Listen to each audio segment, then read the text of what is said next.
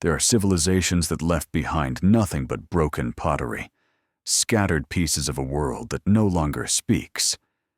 And then there are civilizations that left behind something far more powerful. A dream that refuses to fade. Ancient Egypt is one of those dreams, long, luminous, and as difficult to grasp as the first ray of sunlight rising over the desert.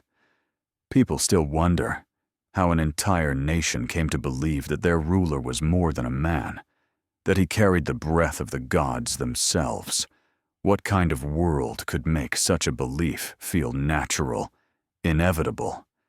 And what kind of ruler could stand beneath that weight without breaking? Maybe the answer is not in the stone, or the gold, or the monuments that cast shadows longer than memory. Maybe it lies in something softer, almost fragile, the belief that the order of the universe could rest in the hands of a single human being. To the ancient Egyptians, the pharaoh was not simply a king. He was the keeper of balance, the shield against chaos, the bridge between earth and sky. Without him, the sun might rise out of rhythm, the Nile might refuse its sacred flood, and Ma'at, the delicate order of all things, could fall apart like a handful of sand slipping through open fingers. And yet, behind the divine mask, each pharaoh remained achingly human. A man who feared the dark, a man who doubted himself, a man who loved, envied, hoped, and struggled to hold a power so immense that even he could not fully understand it. From Narmer, who united the two lands, to Cleopatra, the final voice of a tradition that lasted 3,000 years. Every pharaoh stepped onto the throne, believing they could keep Egypt standing against a world far larger than the deserts around them. But none of them knew the price of carrying a god's burden inside a mortal frame. Tonight we open the door to their story, not with triumph, but with quiet listening. Because only when we listen slowly, softly, can we hear what they tried to leave behind. That even sacred power lasts only for a moment. A brief shimmer on the river of time. Welcome to this journey. A journey still lit by the same sun that touched their world. A journey told in the calm and familiar whisper of Lunora. Long before the first pyramid reached for the sky, long before the word Pharaoh carried the weight of heaven, Egypt was nothing more than a ribbon of dark soil curled along the Nile. No temples, no thrones, no kings draped in gold, only villages clinging to the edges of a river that rose and fell like a calm and patient heartbeat. Each year the water returned, covering the land in a sheet of silent darkness, leaving behind a soft layer of silt that promised life. And in that rhythm, that gentle rising and falling, the first Egyptians began to feel something subtle, something more than survival. They began to sense order, not the kind written in laws or carved into stone, but an order breathed out by the world itself. When the river rose, they waited. When it withdrew, they planted. When the sun burned too long, they prayed for shade. And as the seasons circled endlessly, they realized the earth was not chaotic at all. It was loyal, predictable, almost protective. But loyalty asks for loyalty in return.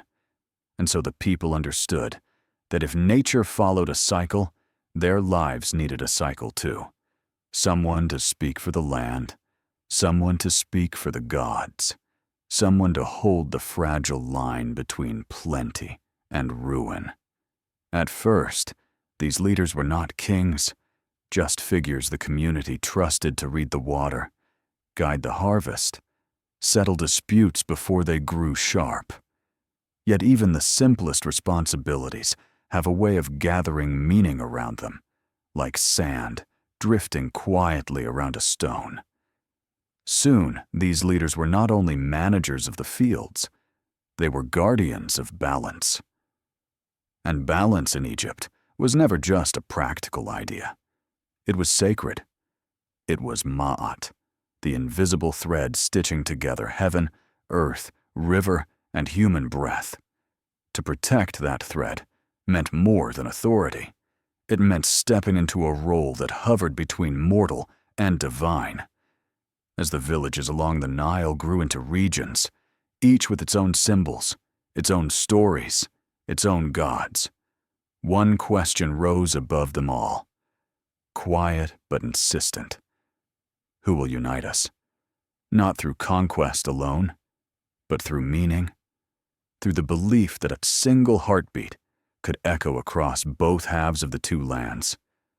And so the idea was born, not of a ruler, but of a figure who embodied order itself. A person who could bridge every divide simply by standing at the center, a person who would later be called Pharaoh. The birth of Egypt was not the birth of an empire, it was the birth of a belief that the world could be held steady if one human being carried the weight of both land and sky. And from that belief, slow as silt, patient as water, the age of pharaohs began to rise. Before the world learned the name Pharaoh, there was another name, carried quietly across the desert wind, Narmer. He does not speak through long inscriptions or grand monuments. He appears instead like a shadow stepping out of dawn, brief, decisive, unforgettable. The truth is, we know remarkably little about him, and yet, almost everything about Egypt begins with his footsteps. In the late prehistoric age, the two lands were not yet one body. The south, the Upper Kingdom, stood proud and fierce with its white crown, while the north, the Delta, lived closer to the breath of the sea, crowned in red. Two worlds, two identities, two rhythms of life.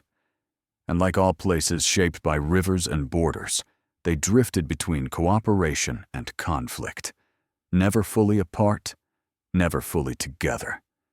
Into this uncertain landscape walked Narmer, a leader whose strength was not only measured in battle, but in something deeper, the ability to imagine unity in a world built on division. The famous Narmer pallet, a slab of carved stone found buried in a temple long after his death, captures a moment that feels more symbolic than literal. On one side, he wears the white crown of the south. On the other, he appears in the red crown of the north. And between these images, a story is told without a single spoken word. The story of a land choosing to breathe as one instead of two. Some say Narmer conquered the north. Others say he married into power. Some believe the unification was gradual, the work of generations. But the palette does not insist on one version. It simply shows a man standing at the center of transformation, a man whose presence was enough for later Egyptians to see him as the first to shape a single kingdom out of many. And perhaps that is what matters most. In a land obsessed with balance, with the union of opposites, Narmer became the first embodiment of harmony restored.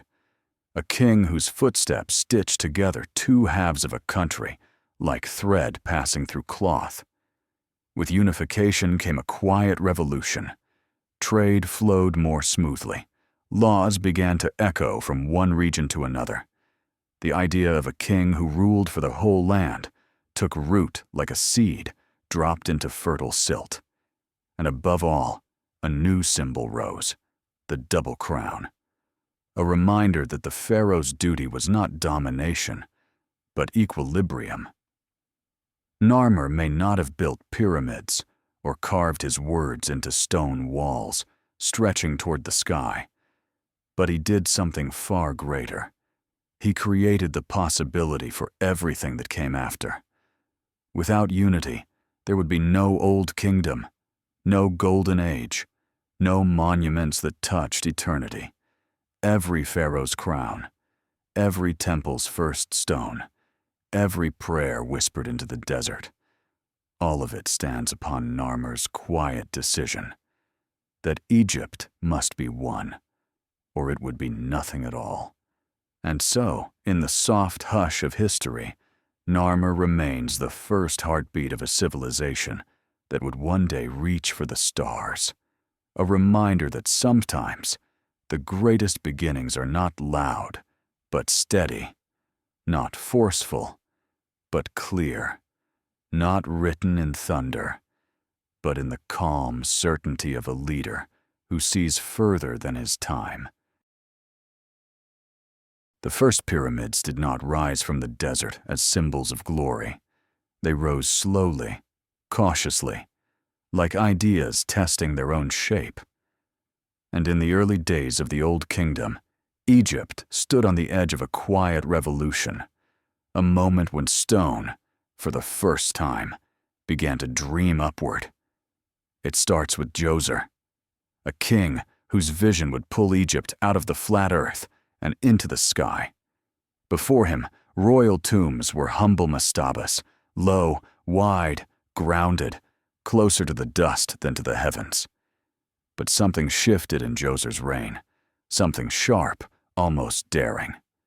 He turned to a man named Imhotep, an architect, a priest, a thinker whose mind seemed to bend space and faith together. And together, they broke tradition. They stacked the mastaba, one layer upon another, until it rose like a staircase carved for the soul.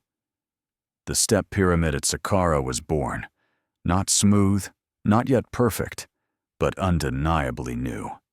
It was the first time Egypt declared with stone, the king does not simply return to the earth, he ascends. And ascent, once imagined, could never be forgotten. But the Old Kingdom didn't stop with a single experiment. It became an era defined by ambition, by curiosity, by the willingness to try again and again until stone obeyed Vision Sneferu, gentle in reputation but relentless in innovation, carried this idea further. Under his rule, Egypt built, as if learning how to breathe differently. At Midim, the pyramid rose beautifully until its outer shell slid away, leaving a ghost of intention. At Dashur, the bent pyramid bent quite literally, its angle shifting mid-rise as if the structure itself hesitated, reconsidered, adapted. And then came the Red Pyramid, clean, confident, the first true smooth pyramid. A quiet victory that said, "We understand the sky now." These attempts were not failures. They were lessons written in limestone, reminders that creation is a process, not a moment. And those lessons paved the way for the name that would echo across every century after. Khufu, his great pyramid at Giza, stands not only as a monument to size, but to precision. The base aligned almost perfectly to the cardinal points. The stones, cut with tolerances that whisper of mathematics, older than memory. The interior chambers arranged with a calm, deliberate logic that still humbles modern engineers. It is easy to think of it as arrogance. But listen closely, and you hear something gentler. It is devotion. It is an attempt to make order visible, to carve ma'at, the balance of all things, into the earth itself.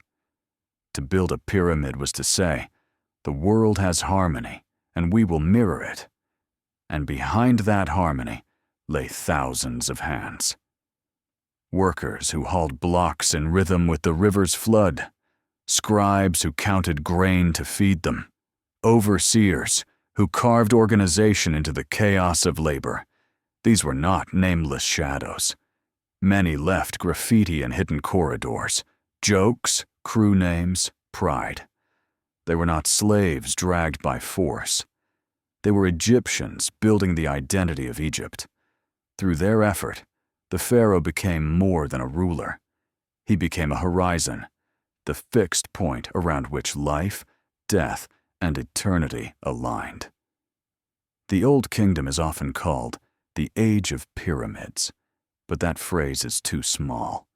It was the age when a civilization realized that memory could be engineered, that you could build a shape so powerful it would force the future to look back. And in the silent geometry of those pyramids, rising from the desert like frozen rays of the sun, Egypt learned that stone could dream on behalf of a nation, and that a king's place in the afterlife could shape the destiny of the living. When people look at a pyramid now, they often see only stone, massive, silent, unchanging. But to the ancient Egyptians, a pyramid was never just a structure. It was a thought, a philosophy made visible, a way of saying that the world had rules, that life had order, that the kingdom itself breathed in rhythm with the sky. The shape was not random. Those four sloping sides were shafts of sunlight frozen in place, extensions of the god Ra, descending to lift the king into the next world. The tip, the Ben-Ben, was the point where creation first stirred, where the world rose from the waters of chaos. When a pharaoh chose to be buried beneath that shape, he was not choosing architecture. He was choosing a position in the cosmos, and yet, something more delicate was happening beneath all that stone. The pyramid was also a promise, a quiet assurance whispered to a land that lived between flood and desert. Egypt knew impermanence better than most. A single low flood could starve a generation. A shifting dune could erase a village. A sudden storm could scatter an entire caravan. Stability was a fragile dream, and so the pyramid became the opposite of that fragility. A fixed point in a world of shifting sand. A place where order stood still. A reminder that Ma'at, the sacred balance, could be held, even if only in one place at one time. But the meaning of the pyramid did not belong to the king alone. For the workers, the farmers, builders, haulers, stonecutters, the monument was a kind of belonging. They came during the flood season, when their fields were under water, and turned their idle months into something that reached beyond their lifetime. They carved jokes and team names onto blocks, as if leaving fingerprints in stone.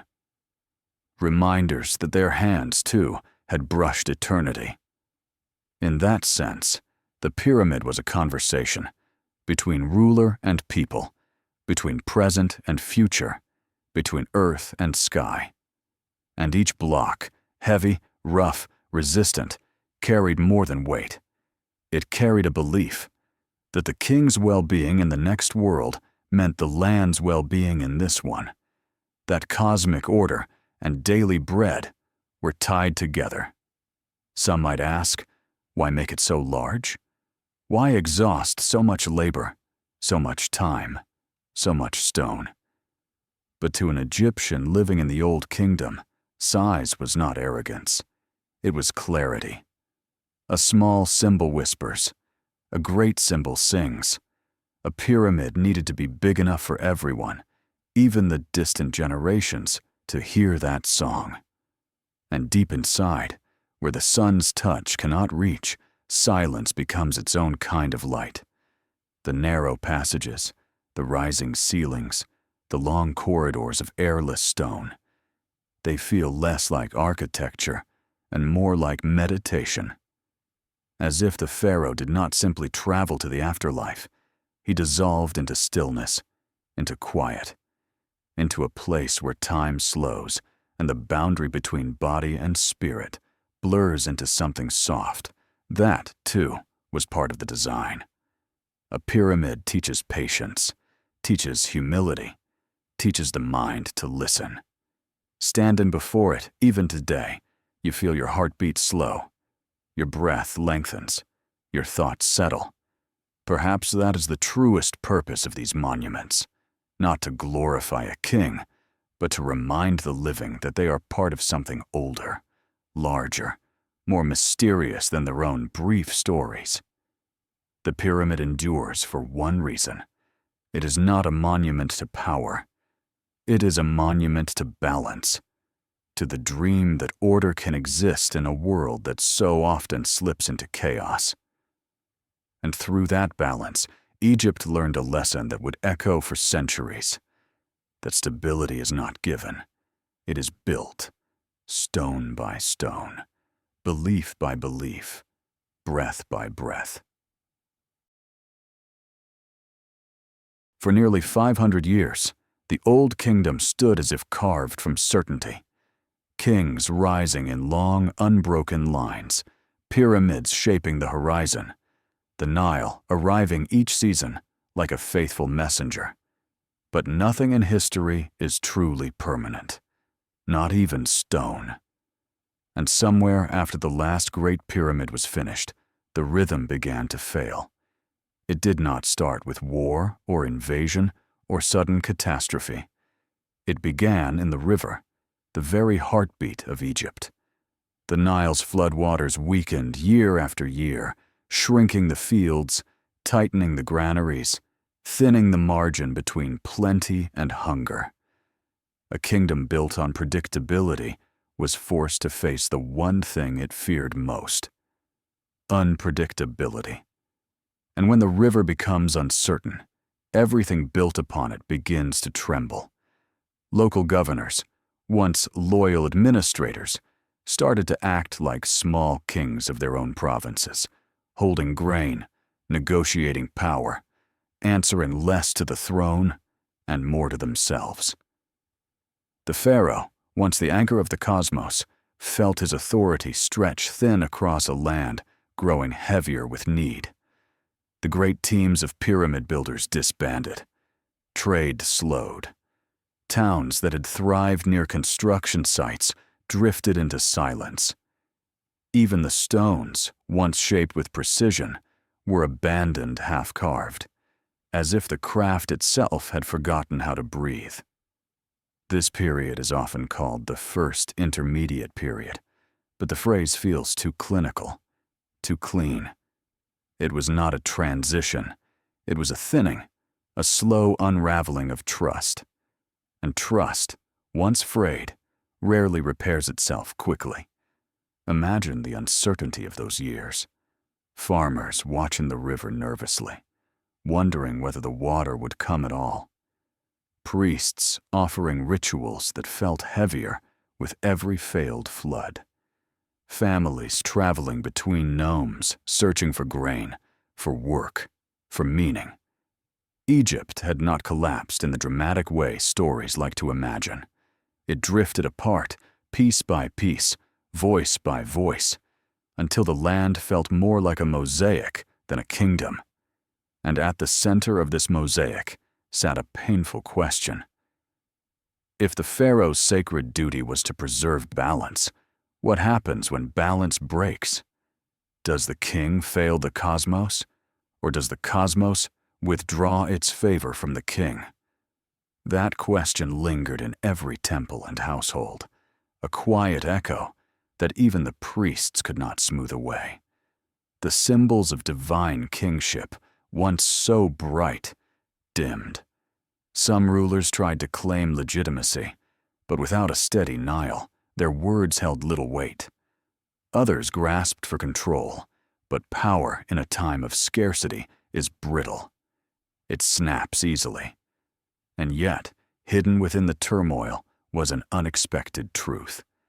Collapse revealed what stability had concealed, that Egypt was not only a kingdom of stone and ritual, but a kingdom of people who could adapt local communities, forged new ways to survive. Leaders emerged who were chosen not for lineage, but for competence. Regions developed their own rhythms separate from the crown. The breakdown of central power did not destroy Egypt. It changed it.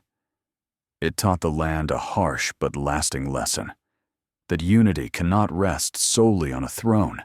No matter how sacred, it must also live in the everyday rhythms of ordinary lives. And somewhere in this scattered landscape, a spark of resilience waited. A spark that would one day gather itself into a new dynasty, one that understood both the fragility and the strength revealed by the first collapse. For now, though, Egypt drifted, suspended between memory and uncertainty, learning, in its quiet suffering, that even the kingdom closest to eternity was still human at its core. When Egypt finally began to rise from its first great unraveling, it did not rise with triumph. It rose with caution, with patience, with the steady breath of a land trying to remember itself. This rebirth came through a single figure, Mentuhotep II, a king of the south who looked upon a fractured Egypt and saw not pieces, but possibilities. He moved slowly, deliberately, gathering alliances, reclaiming trust one province at a time, until the two lands were drawn back together like sutures closing an old wound. And in that healing, the Middle Kingdom was born, not loud like the Old Kingdom, not monumental in its ambition, but quieter, wiser, more aware of the fragility that lay beneath every system. Egypt had learned something from its suffering. It had learned that stability is not a gift, it is a practice.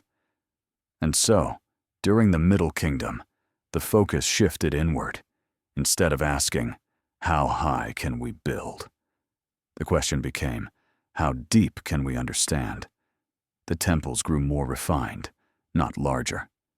The art softened, showing kings not as unreachable gods, but as shepherds, caretakers of people, rather than distant embodiments of divinity. Even the literature of the age changed, blooming into an introspective voice that no other period in Egyptian history quite captured. Stories, poems, teachings. They carried the tone of a nation thinking carefully about itself. One text warned rulers that arrogance blinds a king faster than darkness. Another urged compassion, reminding leaders that a hungry man does not care for grand monuments. He cares for bread. These were not just lines of wisdom. They were reflections of a society that had lived through scarcity, through division, through doubt.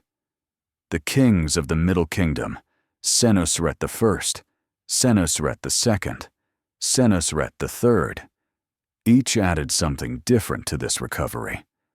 Their projects were not acts of spectacle, but acts of repair. Forts along the southern border ensured stability.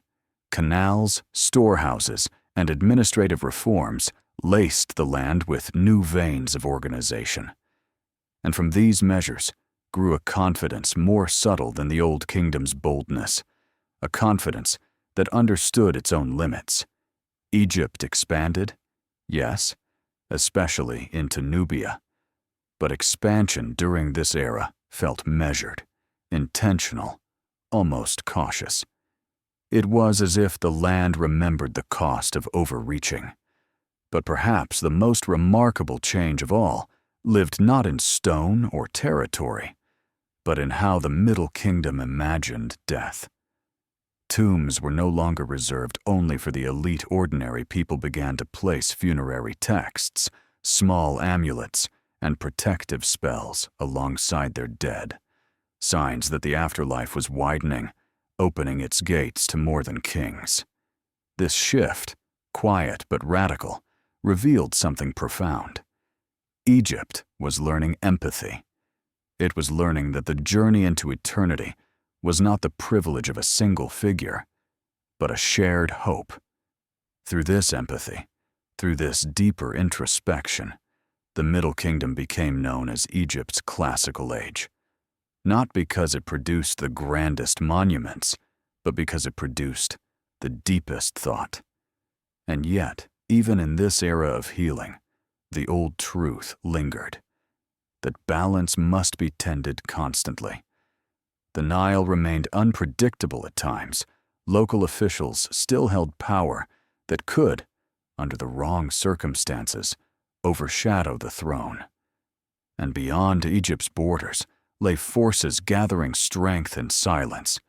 But for a moment, a rare, precious moment, Egypt found something close to harmony.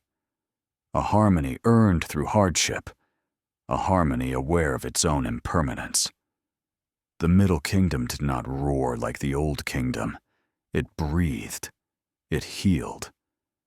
And in its calm, steady breath, Egypt rediscovered the simple truth that a nation's greatest strength is not the stone it raises, but the understanding it carries within.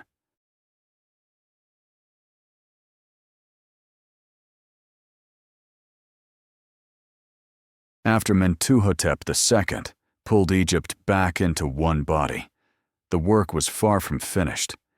Unification heals the wound, but it does not strengthen the scar.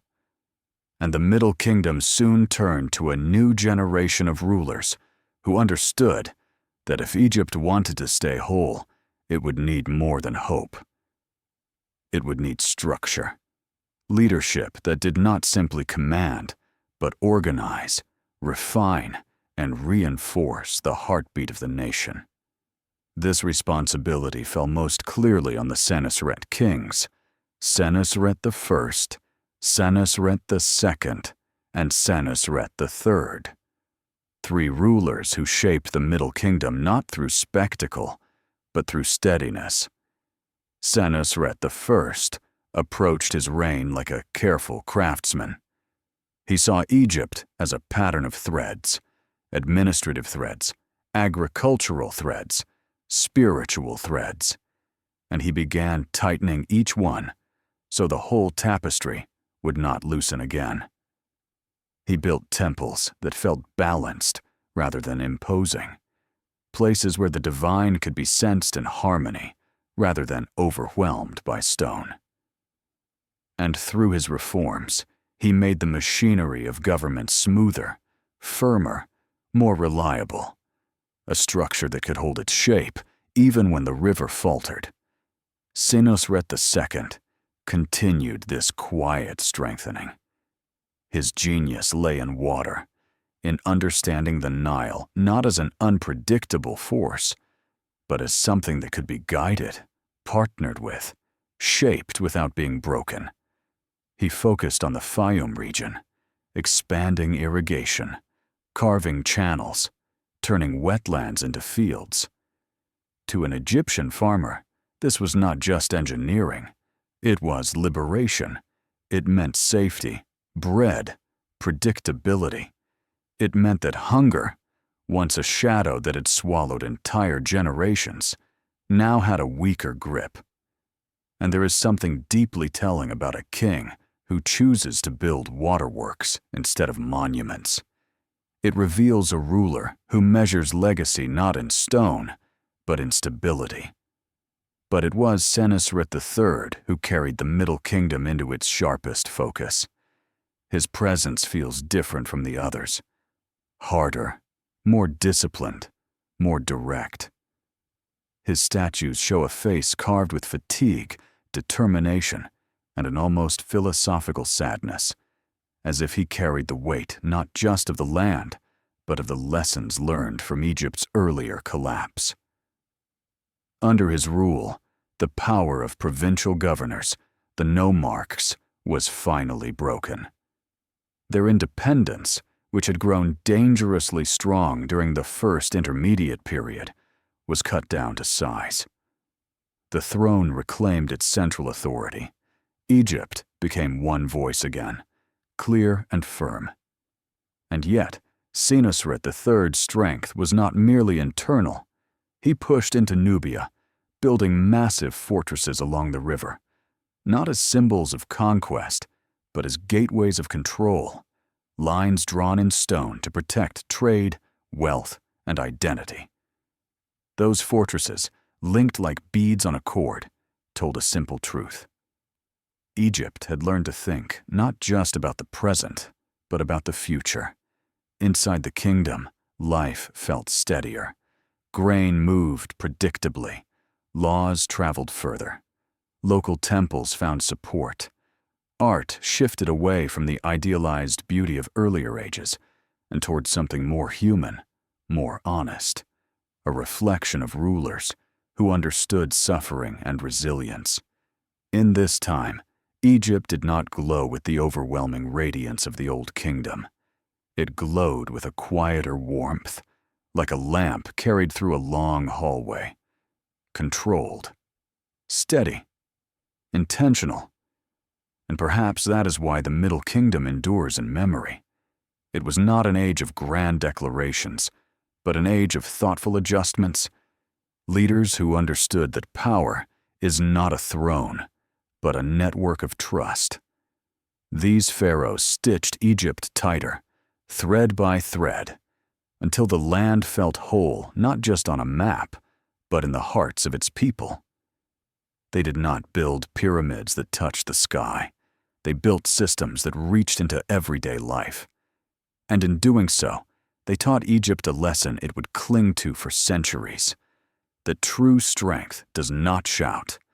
It holds. It supports. It balances. It listens. And because of these rulers, steady, disciplined, deeply aware of fragility, Egypt carried enough stability to face the next great storm, waiting just beyond the horizon. For centuries, Egypt had believed that danger came from the desert, from emptiness, from silence, from lands where the sun swallowed all ambition. But when the Middle Kingdom began to tire, when its edges loosened and its confidence thinned, the threat did not come as an army crashing through the dunes. It came softly, gradually, like smoke drifting into a room through a crack in the door. These newcomers would one day be called the Hyksos, a name that later Egyptians would load with fear, with resentment, with the sting of humiliation. But in the beginning, they were simply travelers from the northeast, merchants, herders, families, people pressing toward the delta in search of opportunity, water, and safety. At first, their arrival felt harmless. Egypt had always traded with its neighbors, always absorbed small waves of migrants. The delta was broad, fertile, and open, a place where cultures blended as easily as river silt. But over time, as the central government weakened and local leaders grew bold again, the newcomers did not just settle. They rooted. They learned the land. They learned the language. They intertwined themselves with the rhythms of the Nile until the border between Egyptian and outsider blurred. And then, in the quiet way that power often shifts, they did something remarkable. They took a city, Avaris, a place that would become their capital, their foothold, their rising voice in a kingdom losing its own. How did this happen? Not through destruction, but through vacancy. Egypt, stretched thin and distracted by internal fractures, left space. And power, like water, fills whatever space it finds. The Hyksos brought something else with them, something Egypt had never seen before: horses. And with horses came chariots, fast, maneuverable, terrifying machines that could decide battles before the enemy even understood what was happening. Egypt, for all its brilliance in architecture and administration, had grown comfortable, predictable. It had forgotten that the world beyond its deserts was changing. The Hyksos had not forgotten. They adapted quickly, forging alliances, controlling trade routes, pulling in wealth from the Mediterranean and beyond. Their influence grew so steadily that one day, almost without warning, Egypt awoke to a truth it had never imagined. Foreigners ruled the north. A foreign king sat on an Egyptian throne. The double crown was fractured, and the people of the south looked northward with disbelief. How could Egypt, the land of Ra, the land of Ma'at, be ruled by those who were not children of the Nile? The shock of that moment echoed through every temple, every household. Priests whispered that the gods had turned away. Farmers blamed the uncertainty of the floods. Officials feared the future. But underneath the fear was something deeper, something more human: shame. The Egyptians did not despise the Hyksos because they were cruel. They despised them because they were a mirror, a reflection of Egypt's own growing weakness. And yet, even in this painful chapter, Egypt was learning again. The Hyksos introduced new weapons, new crops, new ways of fighting and trading. They connected Egypt to distant worlds, forcing it to see beyond its borders. And the kingdom that would one day rise to drive them out would be stronger because of everything it had suffered and everything it had been forced to understand. The Hyksos did not simply conquer Egypt. They reminded Egypt that greatness is not something inherited. It is something maintained, protected, renewed. And when that lesson finally rooted itself in the hearts of southern kings, a new fire would ignite, a fire that would lead to one of the greatest resurrections in Egyptian history. By the time Ahmose was born, Egypt no longer felt like Egypt. The north belonged to the Hyksos. The south struggled to hold its dignity, and the once unified kingdom had become a fractured memory. Children grew up hearing stories of a time when the pharaoh ruled all the lands touched by the Nile, stories that sounded less like history and more like an old dream fading in daylight. But Ahmose was born into a family that refused to let that dream die. His father, Sekenenre Tau, and his brother Kamose had already pushed against the Hyksos, already fought, already bled. But both fell before the work was finished. And so the burden, heavy, sacred, bone deep, passed to a boy who had not yet grown into his own shadow. Ahmose learned early what it meant to inherit a broken world. He saw the frustration in his mother's eyes, the despair in the temples, the uncertainty drifting through the markets. Egypt was tired. Egypt was wounded. Egypt was waiting for someone who could take a fractured land and make it whole again. But waiting is not the same as believing. To lead, Ahmose had to prove himself, not just to generals and soldiers, but to a population that had forgotten the feeling of unity. And so he moved carefully, gathering strength the way a river gathers depth. Quietly, steadily, patiently, he rebuilt armies. He trained men not just in Egyptian tactics, but in the very things the Hyksos had mastered: horses, chariots, composite bows. He understood that to reclaim Egypt, he would have to learn from the very people who had taken it. And when he finally struck, he did not strike with hesitation. The battles came like hammer blows, one after another, until the walls of Avaris shook beneath the weight of a kingdom remembering its own heartbeat. Ahmose pushed the Hyksos northward, out of the delta, across the Sinai, into lands where Egypt's shadow no longer reached. But even victory did not soften him. He pursued them beyond Egypt's borders, making sure they could not return, making sure that the land no longer lived in fear of footsteps coming from the northeast. And then, something extraordinary happened. For the first time in generations, Egypt stood whole again, not just politically, but emotionally. The people looked at Ahmose and did not see an heir finishing the work of his fathers. They saw a restorer, a healer, a king who had reclaimed not only territory, but identity. With the Hyksos gone, Ahmose turned inward. He repaired temples that had fallen into neglect, reopened mines, revived trade routes, reorganized the administration, and gave the land a structure strong enough to resist fragmentation again.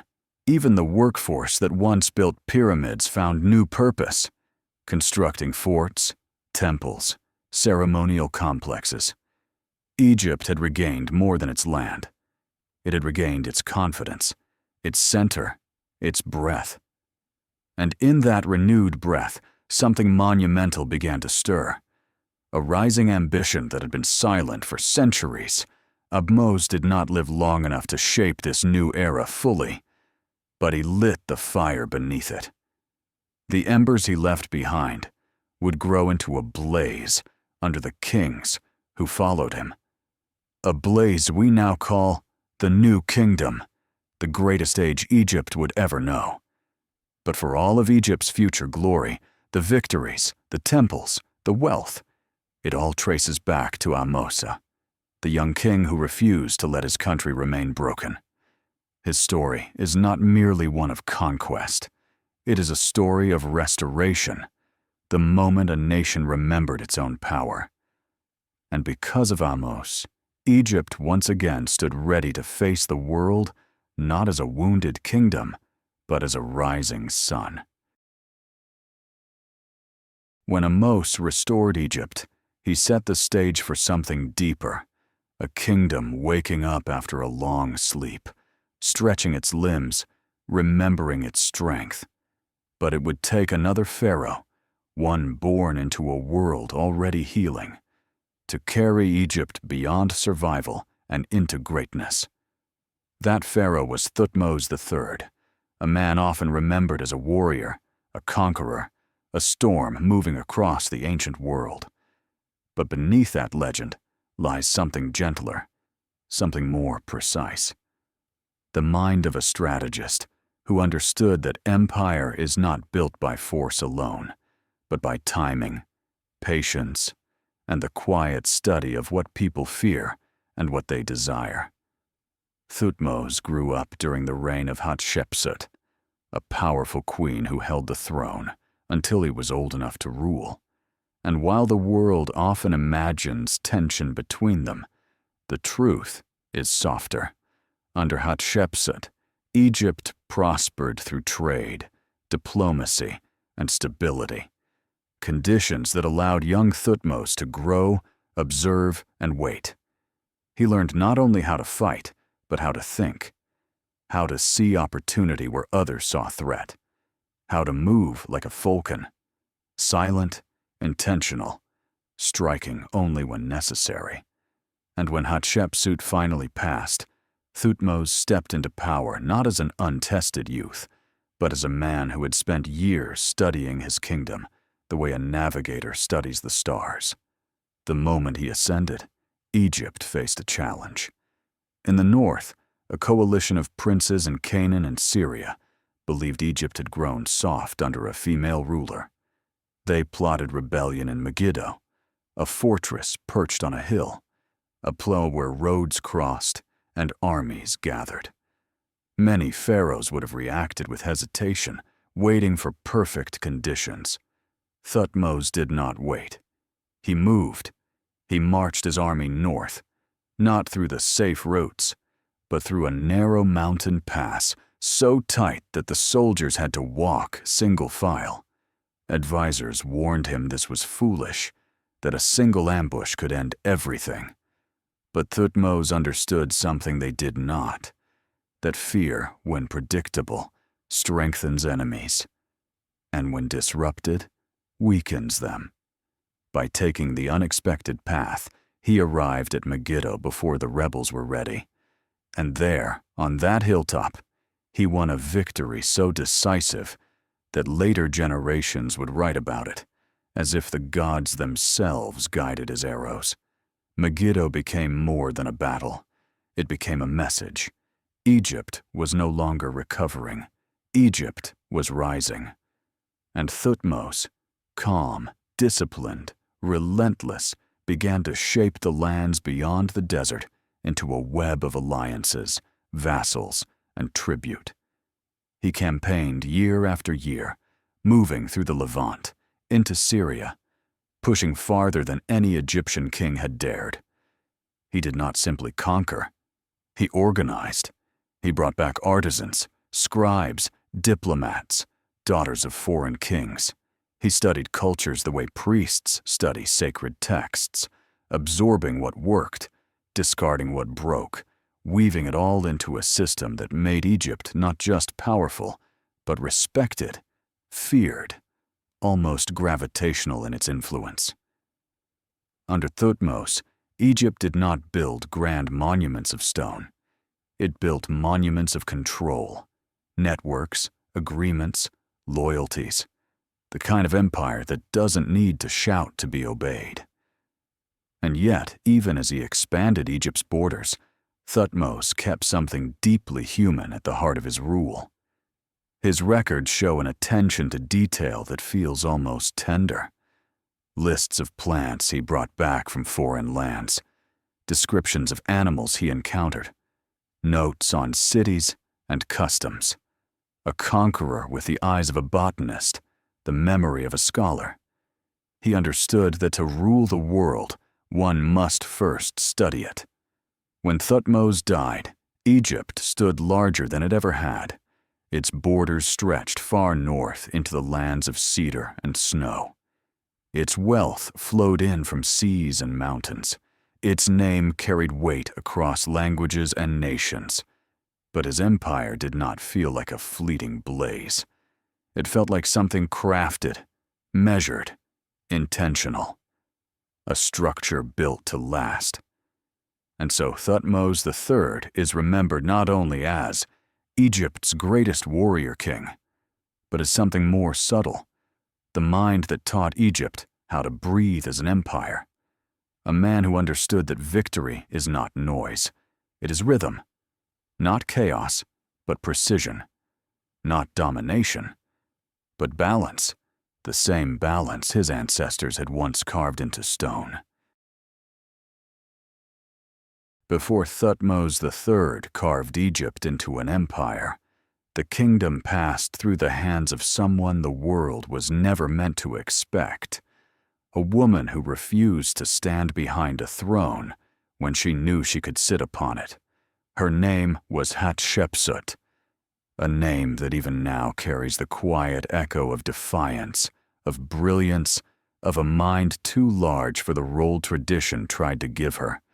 She was born into royalty, raised in the rituals of queenship, trained in the language of diplomacy. But none of this fully explained how she would rewrite the rules of kingship itself. When her husband, Thutmose II, died, the crown by law belonged to a boy, the young Thutmose III, too small to govern, too young to command the respect Egypt required. In another land, in another time, a regent might have simply waited, guarding the throne until the child grew. But Hatshepsut did not wait. She stepped into power with a calm certainty, as though she had always known the kingdom would one day rest in her hands. And then, with a boldness both shocking and graceful, she took a step no woman had taken before. She declared herself not queen regent, but pharaoh, a full king of Egypt, a living embodiment of divine authority. This was more than ambition. It was a reimagining of what leadership could look like. To sustain this new identity, she surrounded herself with symbols that both challenged and honored tradition. She wore the false beard of kingship. She took on male titles. She had herself carved in statues with the posture of a man, yet with a softness that revealed the truth beneath the stone. She was not hiding. She was translating, shaping the role of pharaoh into something the people could recognize, even if the face behind the crown was unfamiliar. But the true measure of her rule was not in symbols. It was in action. Hatshepsut governed with a vision unlike any ruler before her. Where others sought victory in war, she sought victory in prosperity. She opened trade routes long closed, stretching Egypt's reach to Punt, a place of incense, gold, exotic woods, and wonder. The reliefs at Deir el-Bahari show this journey with a vividness rare in Egyptian art. Ships sailing on calm waters, chests filled with treasures, trees being uprooted and replanted in Egyptian soil as if to bring a piece of another world home. Trade flourished, temples grew. The economy warmed like the earth after flood season. And all the while, Hatshepsut built a monument that would become one of Egypt's most breathtaking creations. Her mortuary temple at Deir el-Bahari. It doesn't rise like a pyramid. It unfolds. A series of terraces carved into cliffs, blending architecture with landscape until the line between human creation and natural stone disappears. To stand before it is to feel the gentle confidence of a ruler who understood that power does not always need height. Sometimes it needs harmony.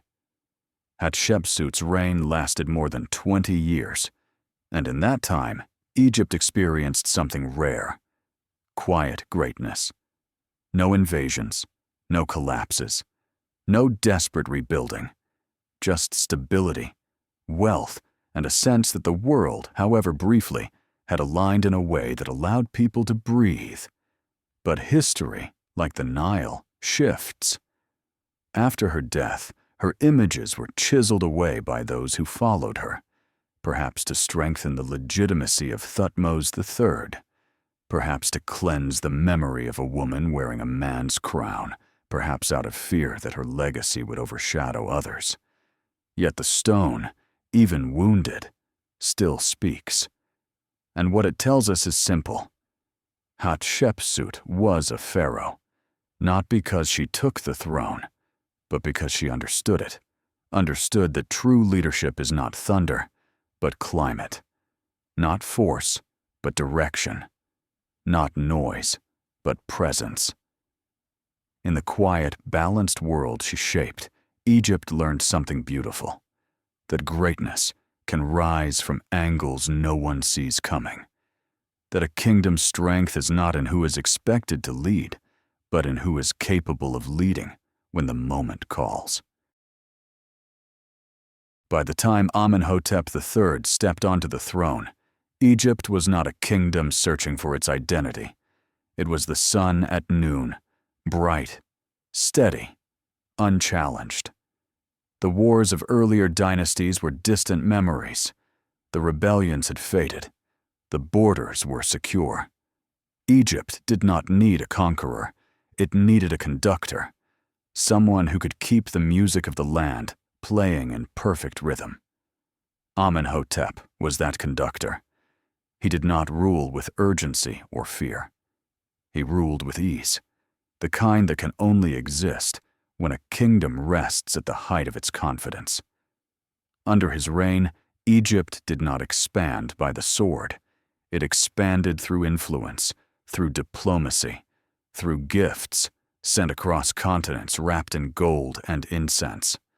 Foreign kings wrote to him with a tone rarely seen in ancient letters, not pleading, not demanding, but admiring.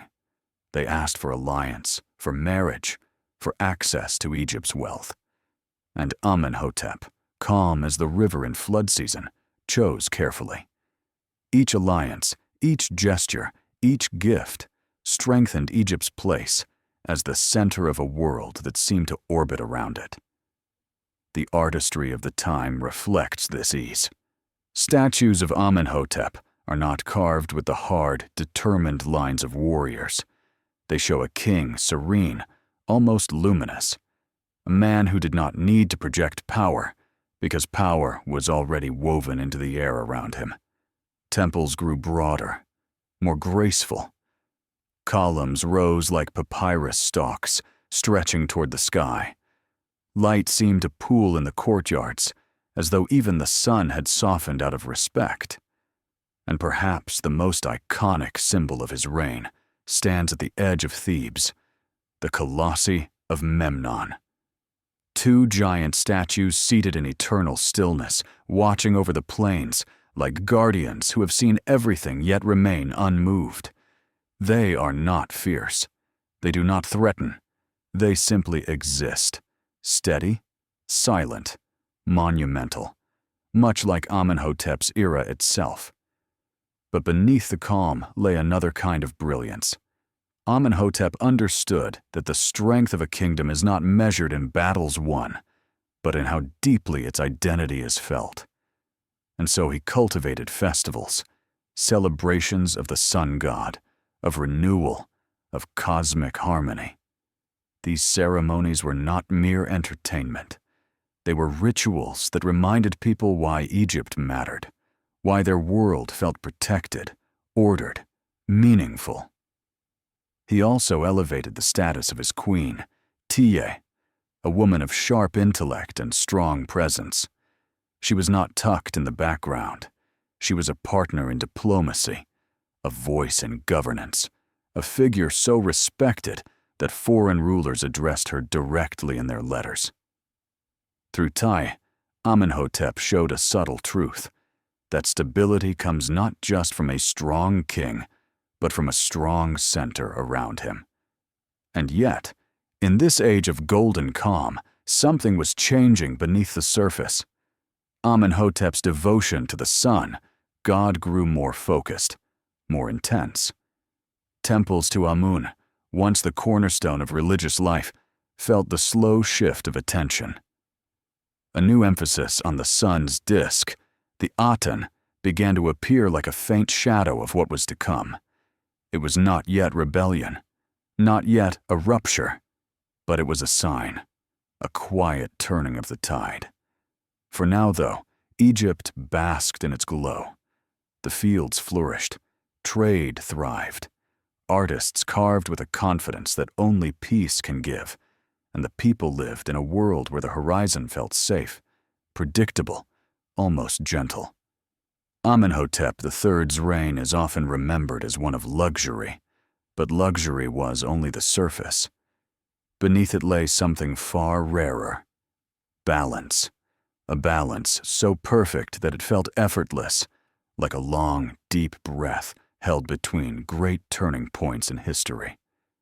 And when that breath finally released, when the calm gave way to the storms of the next reign, the world would look back on Amenhotep's time as a golden pause, a moment when Egypt shone not with the ambition of conquest, but with the quiet radiance of a civilization completely at peace with itself. Before the world knew him as Akhenaten, he was Amenhotep IV, a prince raised beneath the soft glow of his father's golden age, a young man shaped by calm rather than conflict. And perhaps it was that very calm, that perfect stillness of Egypt at its height, that allowed him to look at the world and wonder if the order around him was truly as stable as it seemed. Some rulers inherit a throne. Akhenaten inherited a question that would lead him down a path no Egyptian king had taken, a path that shimmered with light but ended in shadow. From his earliest years, he seemed pulled not toward Amun, the great hidden god of Thebes, but toward the Aten, the visible sun disk, the radiant force that poured across the land every morning. The Aten did not hide. The Aten did not whisper through priests or rituals. The Aten revealed itself openly, equally, generously. And perhaps this simplicity, this purity, felt like truth to a mind longing for clarity. When he became pharaoh, he moved slowly at first, adjusting rituals, shifting emphasis, dedicating offerings to the Aten alongside the traditional gods. But then, Like a river suddenly changing its course, he accelerated. He declared that the Aten alone was worthy of devotion. He shut down temples to other gods. He challenged the priesthood of Amun, one of the most powerful institutions in Egypt, stripping them of influence, wealth, and purpose. And then, in a decision that still echoes with boldness and bewilderment, he abandoned Thebes entirely. He built a new capital in the desert, Akhetaten, the horizon of the Aten, a city rising from nothing, shaped in white stone and long avenues, as if carved from a dream he refused to surrender. Life in this new capital felt different. Art changed. Faces elongated, bodies softened. Scenes of the royal family became intimate, almost tender. Akhenaten, his queen Nefertiti, and their daughters beneath the rays of the Aten, each ray ending in a tiny hand offering the sign of life. Nothing like this had appeared in Egyptian art before. It was as though the king had opened a window into his private world and insisted that all of Egypt look inside. But for those outside the palace walls, the dream felt less like revelation and more like disorientation. Egypt was a land built on consistency, cycles, rituals, predictable order. Akhenaten's revolution pulled that order apart. Foreign relations weakened. Vassal states pleaded for support that never came. The empire his predecessors built began to slip, piece by piece, through fingers too occupied with the sun to grasp the political world around them. And yet, to judge him only by the chaos he caused is to miss something essential. Akhenaten was not a destroyer.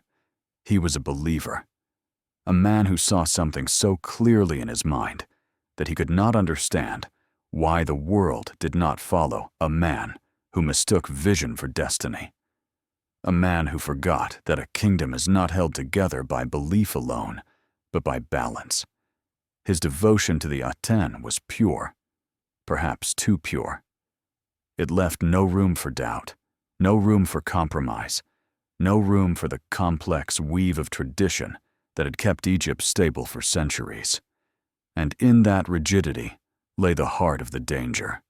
When Akhenaten died, the dream collapsed almost immediately. The capital was abandoned. The temples to Amun reopened. His successor, a young boy who would become famous long after his death, took a new name. Tutankhamun, the living image of Amun, signaling a return to the old ways. Akhenaten's city returned to sand. His statues were shattered. His memory was scraped from walls, as if Egypt itself wished to erase the possibility that one man could bend the world so sharply off its axis. And yet, his story remains. A reminder that vision can illuminate, but it can also blind. That belief can inspire, but it can also isolate. That even in the greatest civilizations, a single idea, bright, burning, absolute, can remake everything, if only for a moment. Akhenaten reached for the sun, and in doing so, he became unforgettable. A pharaoh who dared to trade stability for revelation, and paid the price that visionaries often do.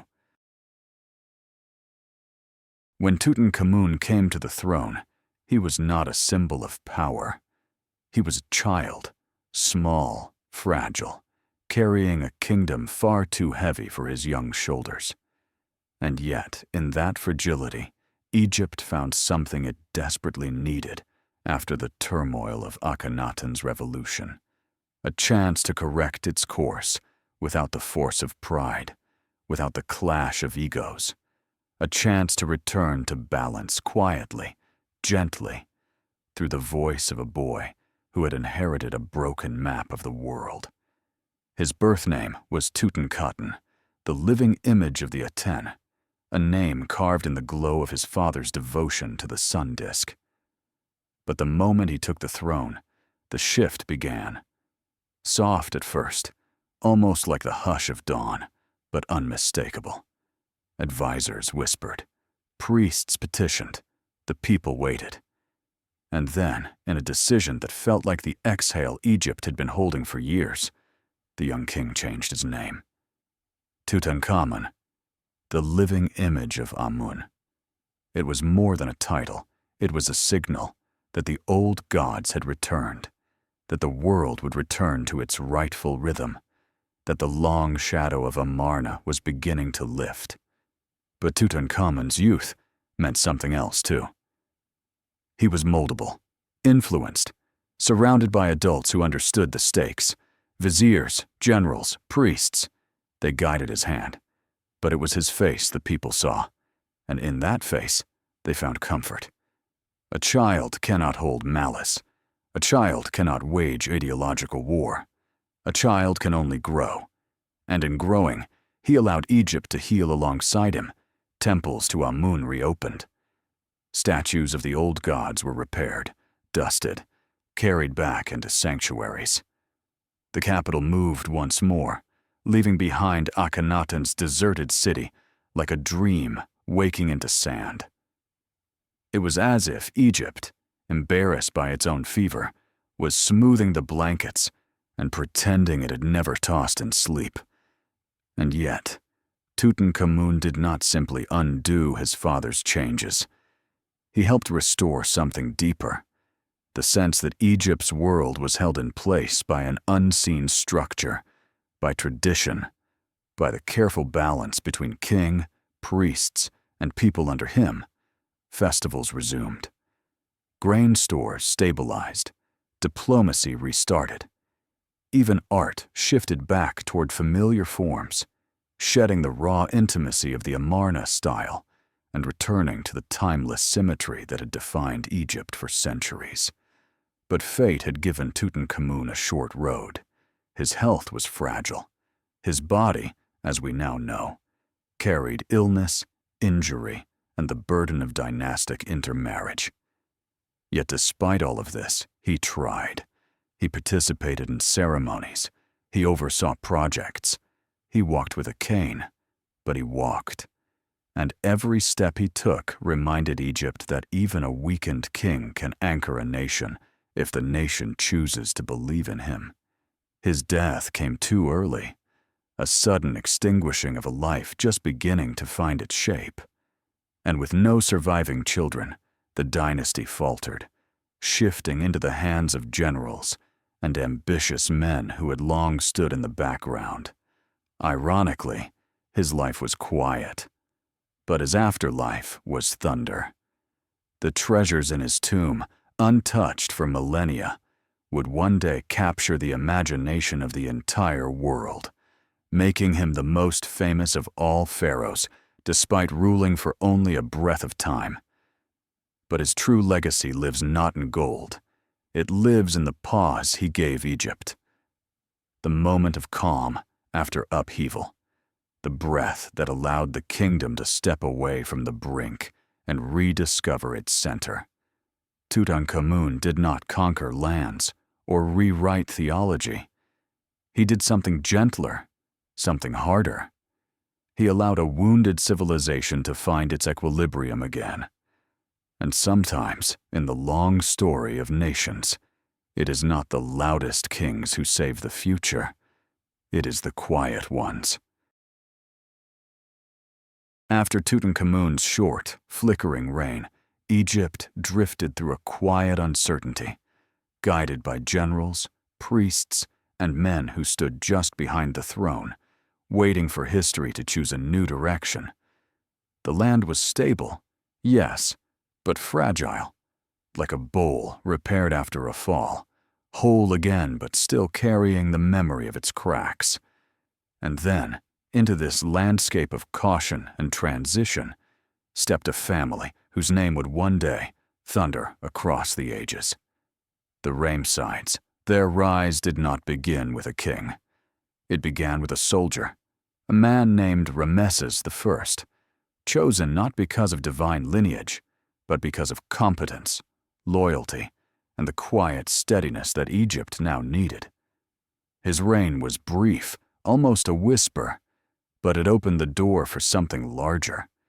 His son, Seti I, inherited a kingdom ready to stretch again, ready to test the width of its restored confidence. And Seti moved with a precision that felt almost like the rhythm of the old kingdom reborn.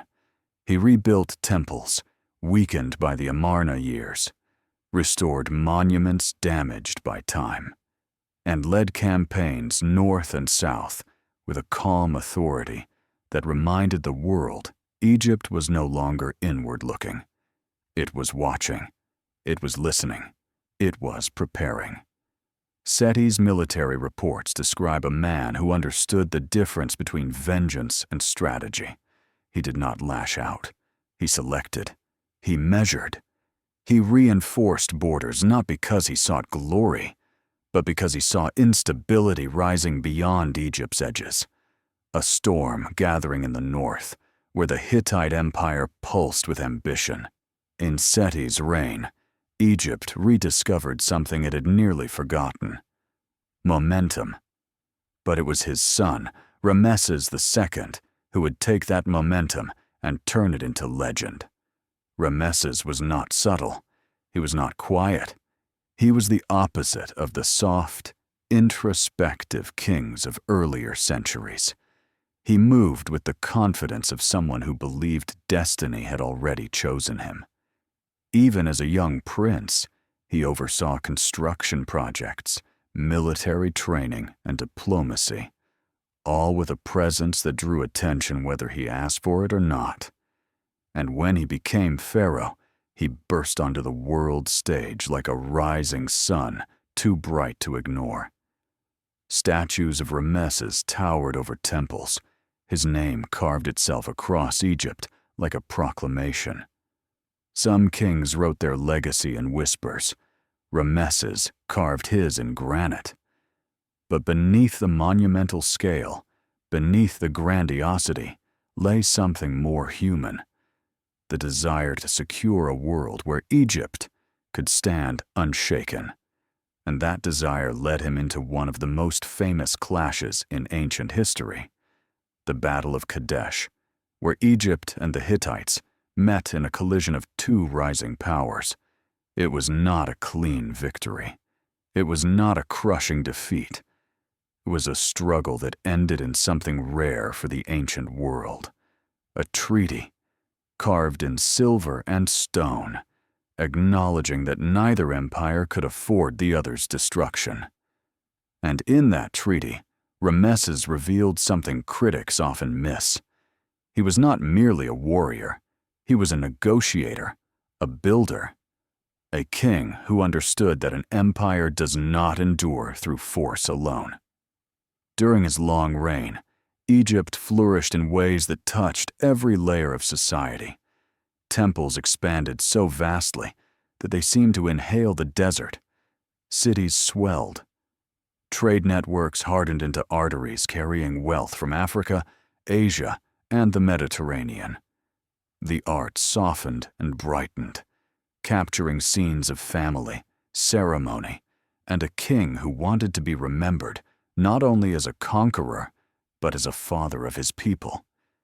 And through it all, the idea behind the Ramesside dynasty became clear: Egypt could be powerful again, but not through revolution or divine revelation, through continuity, through structure, through the steady, deliberate shaping of a kingdom that understood both its fragility and its potential. The Ramessides took Egypt's history, its victories, its mistakes, its collapses, and wove them into a new identity. One that honored tradition without being trapped by it. One that reached for greatness without forgetting the cost of ambition. Under them, Egypt became not just a land of monuments, but a land of momentum, a civilization standing tall, not because it had never fallen, but because it had always risen again. By the time Ramesses II took the throne, Egypt was already rising, its pulse steady, its borders guarded, its confidence warming like the air before a summer dawn. But Ramesses was not content with the warmth of stability. He wanted heat. He wanted radiance. He wanted a legacy so large that even time would feel small beside it. And from the first days of his reign, he moved with the certainty of someone who believed the world itself was watching. Ramesses understood something about memory that few rulers ever grasp, that remembrance is not an accident, it is a craft. And so he began crafting. He built monuments not as structures, but as declarations. Temples so wide they gathered sunlight like pools of gold. Statues so tall they made visitors whisper without meaning to. Walls covered in scenes of him towering above enemies, striding through chaos with a calm that felt almost divine. Ramesses did not merely rule Egypt. He staged Egypt.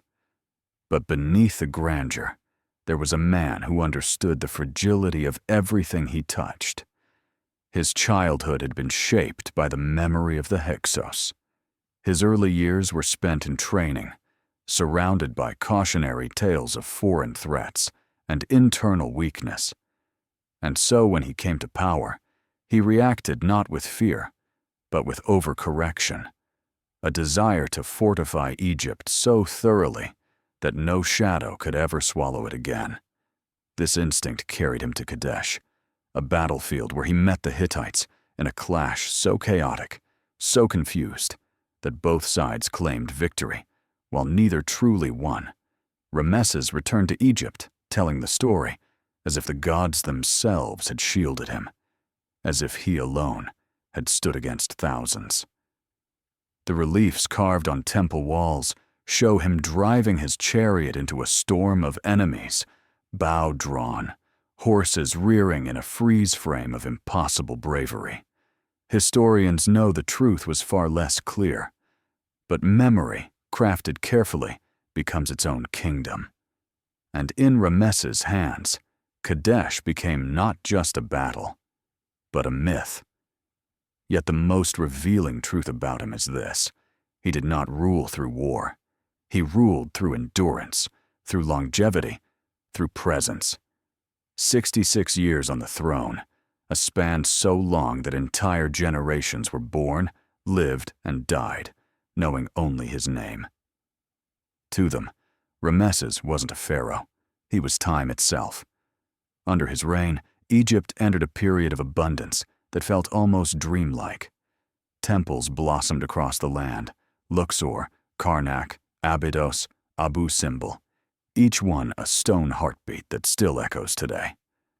Abu Simbel, carved from a mountain on Egypt's southern frontier, remains the clearest expression of his ambition. 4 colossal statues of Ramesses, seated like gods, staring across the desert, unblinking, eternal. Twice a year, the rising sun travels through the temple's long corridor to illuminate statues deep inside, a design so precise that it feels less like architecture and more like astronomy braided into stone. This was Ramesses' message to the world: I have aligned myself with the cosmos. Forget me if you can. But legends often overshadow their creators. In the quiet spaces of his reign, Ramesses was also a husband, a father, a human being surrounded by the enormity of his own myth.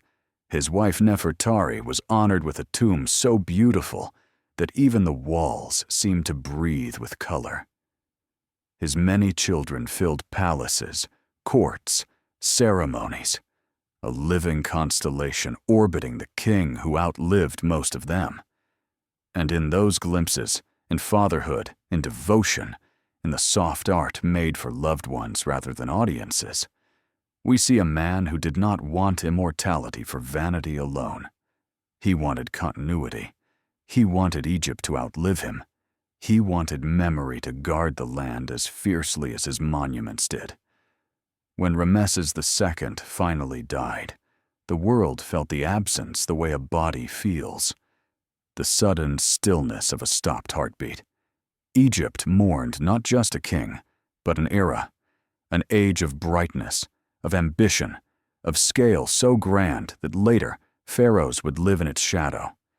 And yet, the shadow was the point. Ramesses had spent his entire life building a version of himself that time would struggle to erode. And time, for all its power, has not conquered him. His face still rises from cliffs. His name still fills museums. His story still burns in the memory of the world. Ramesses II reached for forever, and somehow, in stone and sunlight, he touched it.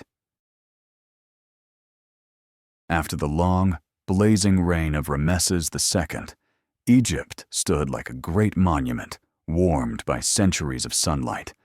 Impressive, immense, but beginning to cast longer shadows. Greatness, no matter how carefully built, always contains within it the quiet seeds of decline. And as the Ramesside dynasty moved forward, those seeds began to stir. The first sign was subtle, a thinning of authority, a softening of central power. Ramesses III tried to revive the old fire, and for a moment, he did. He fought off invasions, pushed back the mysterious sea peoples, and held the kingdom together with the grip of a man who understood the stakes. But even he could not reverse the deeper shifts. The world around Egypt was changing, moving, tightening, sharpening. Trade routes that once flowed smoothly became unstable. Neighboring powers rose, and Egypt, so used to being the rhythm others followed, found itself reacting instead of leading. Beneath the surface, another struggle began to shape the kingdom's future. The priests of Amun. For generations, they had gathered wealth and influence, their temples swelling with offerings and political leverage. While pharaohs still wore the crown, the priests were building something harder to see, but just as powerful. Loyalty structure. Shadow authority. And in time, that shadow grew long enough to touch the throne itself. Successive kings, many named Ramesses, inherited a world where their divine power felt thinner than in ages past, not gone, but stretched. Their monuments were smaller, their reach was shorter. Their reigns, often brief and troubled, felt like echoes rather than declarations. It was as though Egypt, once the architect of its own destiny, had become a passenger, drifting along a river it no longer controlled. And then came the economic strain. Droughts, corruption, labor strikes, shortages of grain, unpaid workers at tomb-building sites. Even the artisans of Deir el-Medina, who once carved eternity into the cliffs with pride, began leaving written complaints about missing wages and empty granaries. When workers protest in a land built on divine kingship, something fundamental has cracked. As the dynasty continued, foreign threats pressed closer. Libyan groups settled in the west, slowly weaving themselves into the fabric of Egyptian society. In the east, trade tensions rose, and across the Mediterranean, new powers were taking shape. The kind that did not fear Egypt because they had never grown up in its shadow. But the most telling sign of the twilight was emotional, not political. Egypt's art grew smaller, more hurried, more practical. The faces carved in stone no longer carried the serene confidence of earlier dynasties. They looked tired, wary, as if aware that the golden age behind them would not be repeated. Even the tombs changed, hidden deeper, built with more caution, less gold, more secrecy. Egypt no longer built to shine, it built to endure. Yet this twilight was not collapse, it was transformation. The slow shift from a world where pharaohs commanded everything to a world where their voice had to share space with generals, priests, and foreign-born leaders. a world where identity became negotiation rather than inheritance. A world preparing, unknowingly, for a different kind of struggle. For nearly 1,000 years, Egypt had shaped the ancient imagination. But now, as the sun dipped lower, the kingdom found itself learning a truth older than any monument, that even civilizations blessed by gods must navigate the darkness of uncertainty. And in that darkness, Egypt searched for stability, for direction, for someone capable of holding the fading light long enough to guide the land into its next form. Twilight is not the end.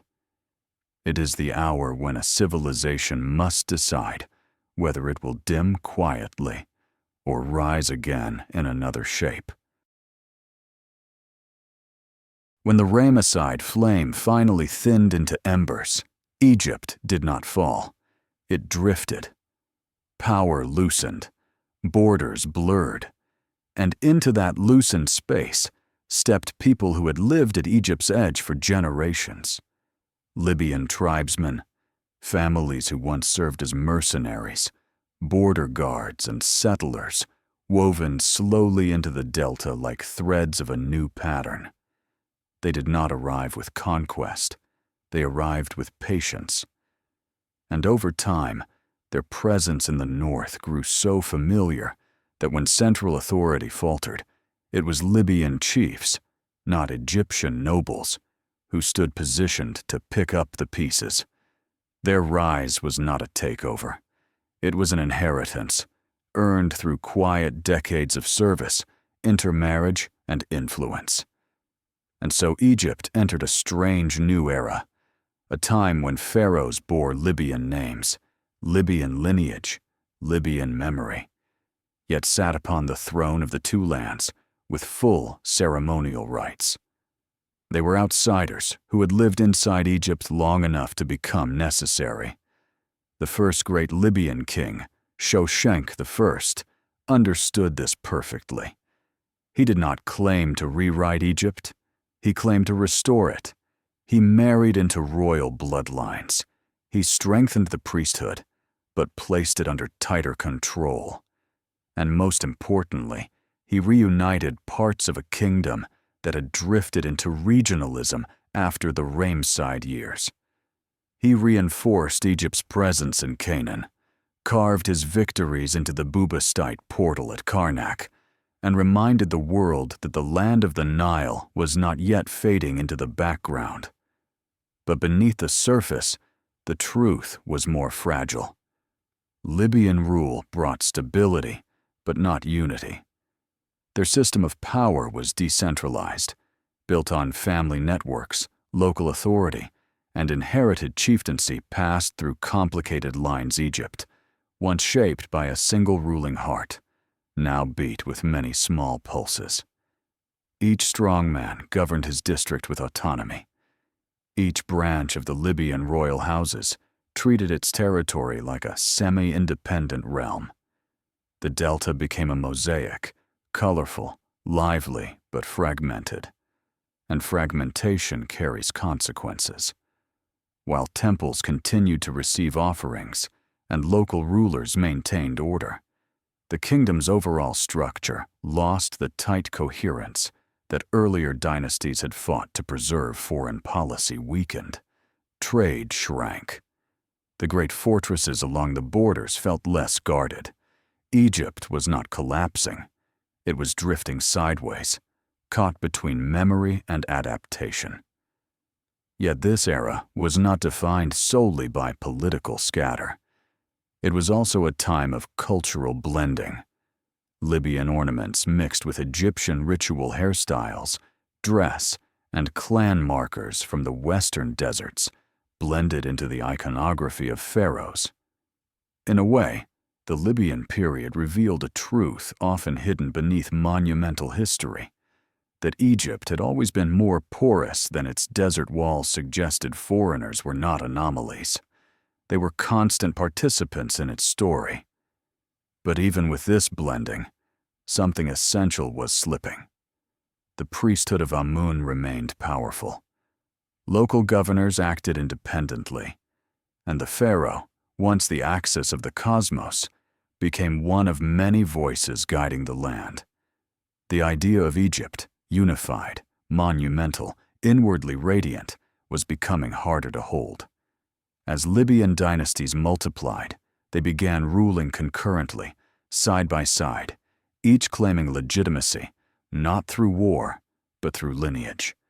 And lineage, when stretched too thin, becomes a web rather than a chain. Still, the Libyan kings kept the lights burning. They honored the gods. They maintained the temples. They preserved traditions, even while adapting them. Their rule was not decadence. It was improvisation. A kingdom learning how to function without the old backbone of divine monarchy. But the wider world was changing faster than Egypt could adjust. New powers rose along the Near Eastern coast. Assyria expanded like a storm, and Egypt, divided into lines of Libyan princes, no longer had the tight unity required to resist what was approaching. The Libyan pharaohs wore Egypt's crown with sincerity, but sincerity is not the same as strength. Their era marked a twilight not of failure, but of transition, a time when Egypt realized that identity, once shaken, must either evolve or be reshaped by others. And soon, a new force from the east would arrive to reshape it with the precision of an iron blade. By the time the Assyrians turned their gaze toward Egypt, the land of the Nile was no longer the unshakable giant it had once been. It was still proud, still ancient, still wrapped in the memory of golden dynasties. But its center had softened. Power was scattered across Libyan princes, rival dynasties, and priestly factions, who all claimed legitimacy while weakening the unity that had once made Egypt untouchable. And the Assyrians, they were the opposite of scattered. They were focused, hard, unrelenting. A kingdom forged in the discipline of iron and the precision of armies trained to move like one living organism. While Egypt drifted, Assyria burned, burning with ambition, with military brilliance, with a sense that the world's borders existed only to be redrawn. Their kings, Tiglath-Pileser, Sargon, Sennacherib, Esarhaddon, Ashurbanipal, moved through the Near East like storm fronts rolling over plains. They did not conquer quietly. They conquered with impact. And inevitably, their shadow stretched westward, growing longer, darker, until it fell across Egypt like an eclipse. Egypt saw it coming, but it did not move quickly enough. Internal division slows reaction. Conflicted loyalties weaken strategy. And so, when Assyria advanced, Egypt faced the world's strongest army with a fractured leadership, still debating who should speak for the nation. The first collision came under Esarhaddon, who pushed into the delta with the confidence of a man who saw opportunity where others saw sanctity. Egyptian resistance was brave but disorganized, and the Assyrian army, disciplined, engineered for siege, built for psychological impact, cut through the region with terrifying efficiency. Cities fell. Fortresses collapsed. And Memphis, the ancient capital, was taken with a swiftness that sent shock waves through the Nile Valley. The image of a foreign king seizing the heart of Egypt was something no generation had seen in over 1,000 years. It felt impossible, unnatural, as if the order of the universe had cracked. Esarhaddon claimed victory, but his conquest was incomplete. The southern lands, Thebes and beyond, still held their own ground. Yet before he could finish the campaign, fate intervened. The Assyrian king died on his way back to his empire, leaving the task unfinished, suspended in uncertainty. But Assyria did not forget. Kings may die, but empires remember. His successor, Ashurbanipal, scholar, warrior, ruthless strategist, returned to complete what had begun. This time, Egypt stood behind a new figure, Psamtik I, a Sate prince who sought to unify the land once more. He attempted alliances, negotiations, resistance, but Assyria was not seeking negotiation. It was seeking completion. The second invasion swept deeper, harsher, reaching Thebes itself. And when Thebes fell, it was like watching the spirit of Egypt buckle. The sacred precincts of Amun, the city of priests, the place where pharaohs had been crowned for centuries, now plundered, humbled, left echoing with silence. Yet even in this devastation, something unexpected stirred. Conquest does not always destroy identity. Sometimes it clarifies it. Under foreign pressure, Egypt awoke from its long drift. Local rulers reevaluated alliances. The Libyan dynasties, once divided, began looking for common cause. Out of humiliation rose resolve. Out of defeat rose clarity. The Assyrians did not stay long. Their empire was too vast, their attention too divided, their world too turbulent. They ruled through governors, through influence, through fear, but not through permanence. And in the cracks of their enormous empire, Egypt found a chance to reclaim breath, a chance to rebuild, a chance to remember who it had been. The Assyrian occupation was brief in years, but immense in impact. It was a shock, a jolt, a realization that the world no longer bowed automatically to Egypt's age or memory, a realization that if the Nile kingdom wished to survive the new era of iron and empire, it would have to adapt, unify, and rise again with intention rather than nostalgia. The Assyrians came like a storm, and like all storms, they passed. But the silence they left behind forced Egypt to choose: fade into history's dim horizon, or find a new shape, a new strength, a new dawn waiting somewhere beyond fear. And from that silence, a new dynasty would emerge. One last brilliant flare before the ancient world shifted forever. When the Assyrian storm finally drifted back toward Mesopotamia, it left Egypt stunned, but not broken, shaken, humbled, but somehow more awake than it had been in centuries. For the first time in a very long time, Egypt understood the price of division, the danger of drifting, the fragile nature of memory when confronted with iron and empire. And out of that clarity rose a man who would gather the scattered pieces of the two lands and shape them into one final moment of brightness. His name was Psamtik I, founder of the 26th dynasty, the Saite kings. He emerged in the Delta, in the city of Sais, a place once peripheral but now positioned like a hinge between past and future. Psamtik was not a conqueror in the old sense. He was a restorer, a strategist, a man who understood that the land needed unity more than monuments, structure more than spectacle. And so he began by doing something bold for the ancient world. He built alliances not through fear, but through trust. He negotiated with Libyan chiefs, he persuaded local princes. He won the loyalty of mercenary troops, Greeks, Carians, Ionians, men who had arrived as strangers but would soon fight as Egypt's outer shield. Slowly, carefully, almost breath by breath, Psamtik pulled the fragmented regions back together. Each alliance, each compromise, each strategic marriage threaded Egypt closer toward a single identity. And then, with a timing that felt almost ceremonial, he declared Egypt whole again. But unity was not enough. Psamtik understood that a kingdom cannot simply be glued back together. It must be reminded why it matters.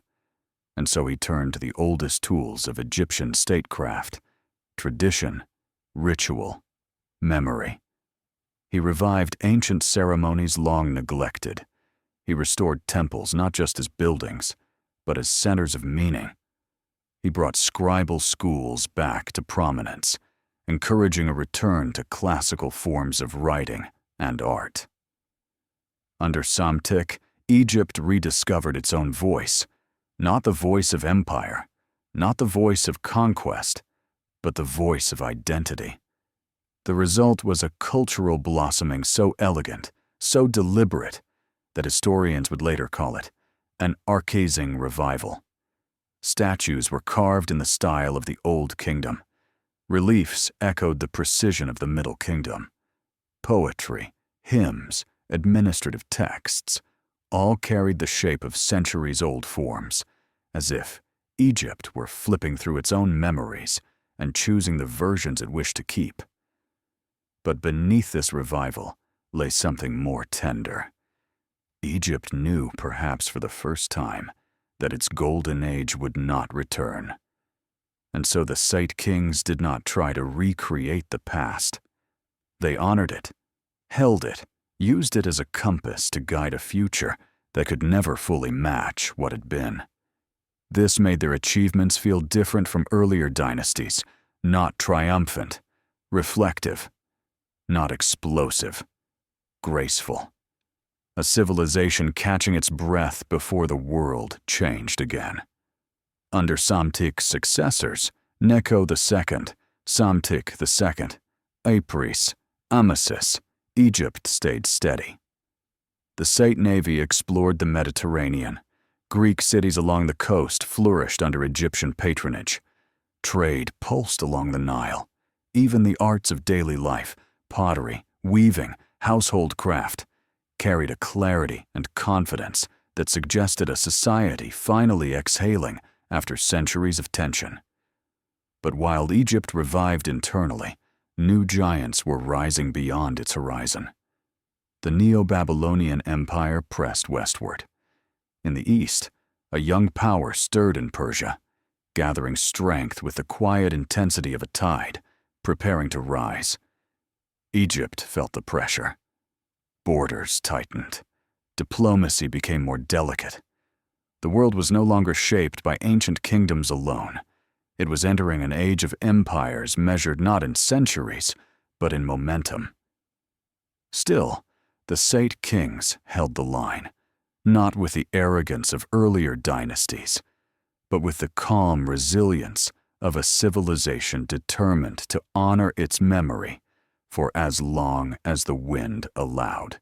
Their reign was Egypt's last great breath, a soft, golden inhale that carried everything the civilization had ever been: its brilliance, its fragility, its longing for continuity, its acceptance of change.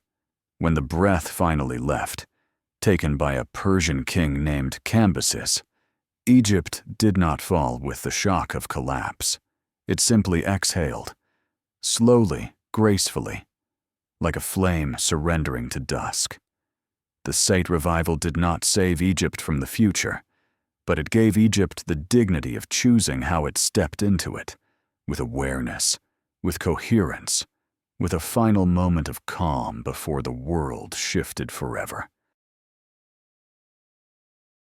When the Sate revival reached its quiet, golden maturity, Egypt felt like a civilization standing on a balcony overlooking its own past, aware of its brilliance, aware of its limits, aware that the world beyond the horizon was shifting in ways it could no longer fully influence. And beyond that horizon, a force was gathering, not a kingdom, an empire: Persia. Under the Achaemenid kings, Cyrus, Cambyses, Darius, Persia grew with a kind of inevitability that felt almost geological. Their empire did not expand like a flood or a wildfire. It expanded like tectonic plates, steady, unstoppable, reshaping the map by simply existing. For decades, Egypt watched Persia's rise with the uneasy patience of an elder watching a storm form in the distance. When Babylon fell, Egypt felt the pressure tighten. When Lydia fell, the pressure sharpened. Persia was no longer a neighbor. It was the new axis of the world, and Egypt, old, wise, proud, was one of the last lands not yet touched by the growing empire. Cambyses, the son of Cyrus, did not come for Egypt out of hatred. He came out of logic. Persia sought stable borders, secure trade, unified systems, a world knit together under predictable rule. Egypt, wealthy and strategically essential, could not remain outside that vision. And so, when Cambyses marched west, he did so with an army forged from many nations: Persians, Medes, Babylonians, Greeks, Phoenicians, a coalition of peoples pulled together under one imperial banner. Egypt prepared for war, but preparation is not the same as readiness. The Saite kings had rebuilt culture, but they had not built a military strong enough to face an empire as organized as Persia. When the armies met at Pelusium, the gateway to Egypt, the outcome felt devastatingly swift. The Egyptians fought with courage, but not cohesion. The Persians fought with structure, discipline, and momentum. The stories say Cambyses used sacred animals to break Egyptian morale. Cats painted onto shields, cats driven toward the Egyptian line, knowing the people of the Nile would hesitate to harm creatures linked with divinity. Whether the tale is literal or symbolic, its meaning is clear. Egypt hesitated, Persia did not. Pelusium fell. Memphis surrendered. And with that surrender, over 2,000 years of independent pharaonic rule shifted into something new. Egypt became a province, a satrapy, a part of a world no longer centered around the Nile. But here is where history turns gently instead of cruelly. Persia did not erase Egypt. It respected it. Persian kings understood that Egypt wasn't just territory, it was legacy. And so they adopted the full regalia of pharaonic tradition. They offered to Egyptian gods. They maintained temples. They issued decrees in hieroglyphs. They acted not as destroyers, but as inheritors, stitching Egypt into their empire by acknowledging its prestige. Darius I repaired canals, supported sanctuaries, restored administrative systems. In his reign, Egypt enjoyed a period of surprising stability, even prosperity. Yet beneath that stability pulsed a quiet truth. Egypt was no longer writing its own story. It was living inside someone else's. Resistance flared, faded, flared again. Rebellions rose and fell, often led by native princes who invoked the memory of old dynasties, like torches held up against the night. But memory is not enough against empire. Persia had the advantage of scale, of roads stretching thousands of miles, of armies drawn from dozens of nations, of resources Egypt could no longer match. Still, the Egyptians pressed on, trying to reclaim even a fragment of what had been. And then, for a brief moment, they succeeded. The Persians were driven out, only to return again, as persistent as tidewater reclaiming a shore. In these struggles, Egypt began to understand a new reality. Independence in the old sense, the absolute sovereignty of divine kings, was no longer possible in a world of massive empires. The age of isolated civilizations had ended. The Nile kingdom had stepped into a world of giants. Persia did not break Egypt. Persia contextualized it, placing it inside a wider, more connected, more turbulent world. And in that new world, Egypt would have one last chance to rise, not as an ancient giant reborn, but as a land ready to meet a conqueror whose story would reshape the entire human horizon. When Persia's power finally began to tremble, the world turned its eyes toward a young king rising from the mountains of Macedon, a boy with restless ambition, a mind sharp as a blade, and a vision so wide it reached beyond the curve of the earth. His name was Alexander, and with every mile he traveled, the world he touched changed forever. Egypt watched his approach from the edges of empire, weary from decades of foreign rule. Persian governors had ruled with varying degrees of tolerance and strain, but Egypt's heart had never stopped longing for the rhythm of its own breath.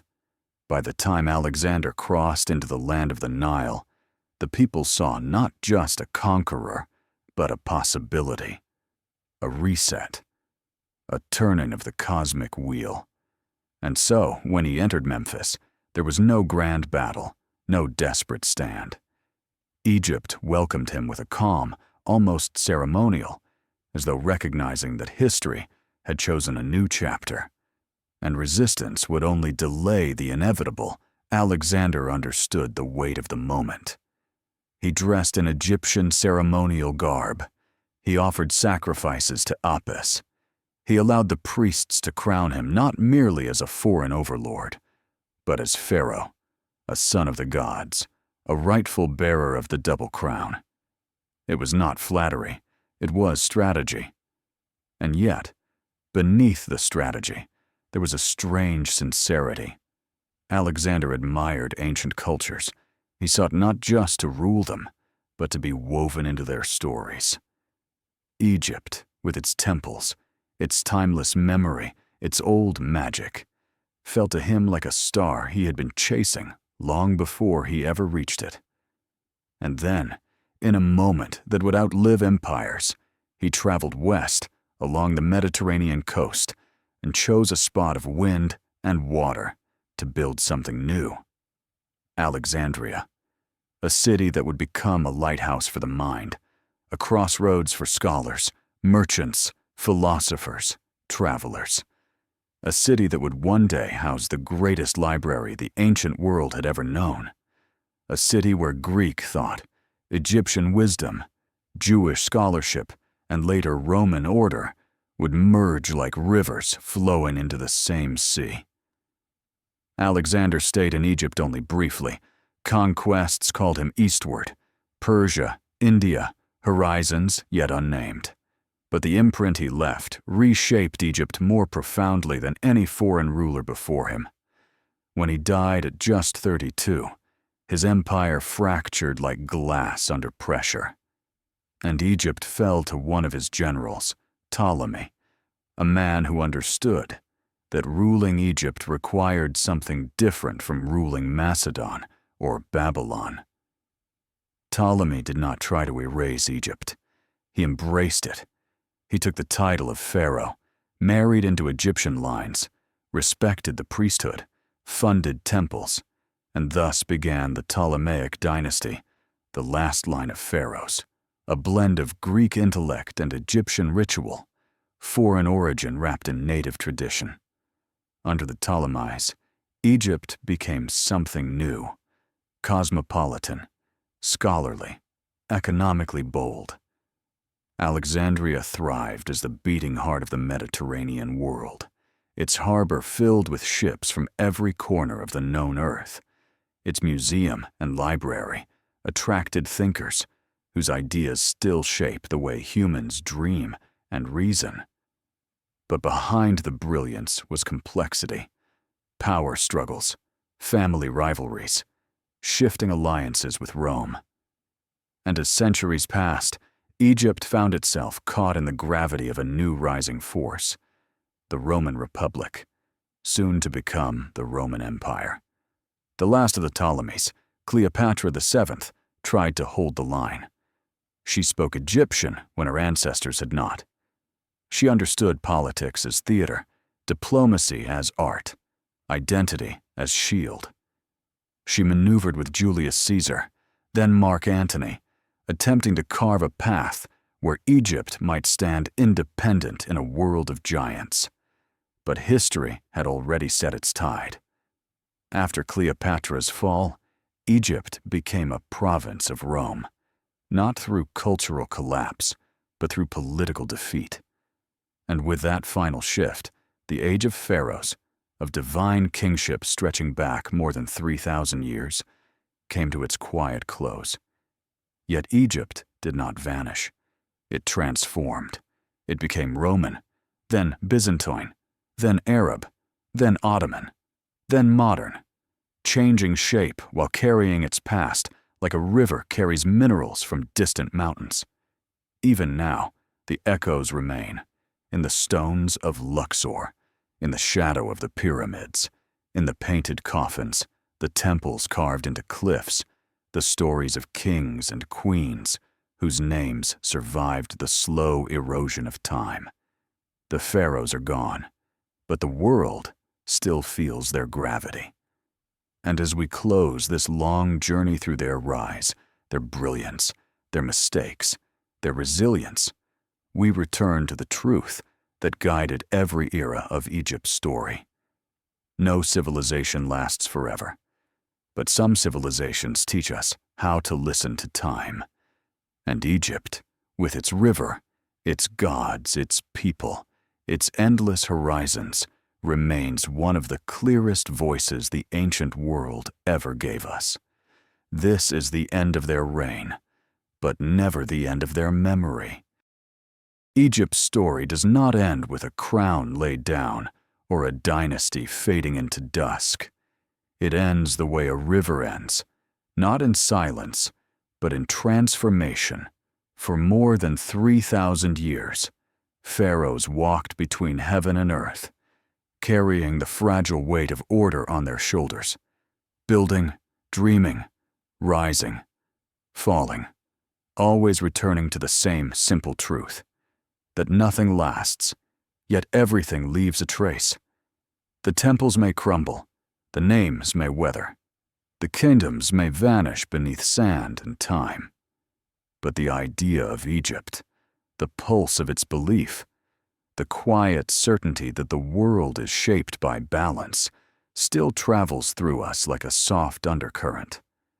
Perhaps that is why the pyramids feel less like monuments and more like memories, why the Nile at dusk feels older than history itself, why the faces on ancient walls still hold an expression that feels strangely familiar. The pharaohs are gone, but the questions they carried remain.